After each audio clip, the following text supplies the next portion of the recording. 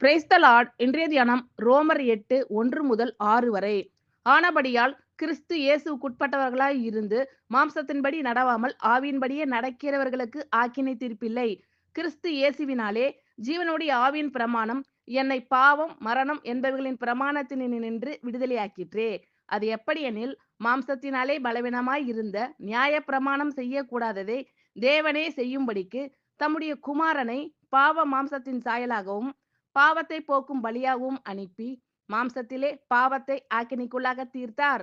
மாம்சத்தின்படி நடவாமல் ஆவின்படி நடக்கிற நம்மிடத்தில் நியாய பிரமாணத்தின் நீதி நிறைவேறும்படிக்கு அப்படி செய்தார். அன்றியும் மாம்சத்தின்படி நடக்கிறவர்கள் மாம்சத்துக்குரியவைகளை சிந்திக்கிறார்கள், ஆவியின்படி நடக்கிறவர்கள் ஆவிக்குரியவைகளை சிந்திக்கிறார்கள். மாம்ச சிந்தை மரணம், ஆவின் சிந்தையோ ஜீவனும் சமாதானமும் ஆம்.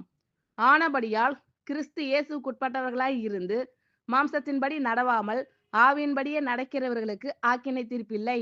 கிறிஸ்து இயேசுவினாலே ஜீவனுடைய ஆவியின் பிரமாணம் என்னை பாவம் மரணம் என்பவைகளின் பிரமாணத்தினின்று விடுதலையாக்கிற்றே.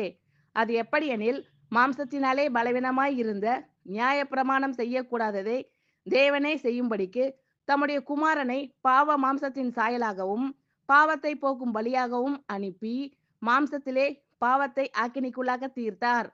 மாம்சத்தின்படி நடவாமல் ஆவியின்படி நடக்கிற நம்மிடத்தில் நியாய பிரமாணத்தின் நீதி நிறைவேறும்படிக்கே அப்படி செய்தார். அன்றியும் மாம்சத்தின்படி நடக்கிறவர்கள் மாம்சத்துக்குரியவைகளை சிந்திக்கிறார்கள், ஆவியின்படி நடக்கிறவர்கள் ஆவிக்குரியவைகளை சிந்திக்கிறார்கள்.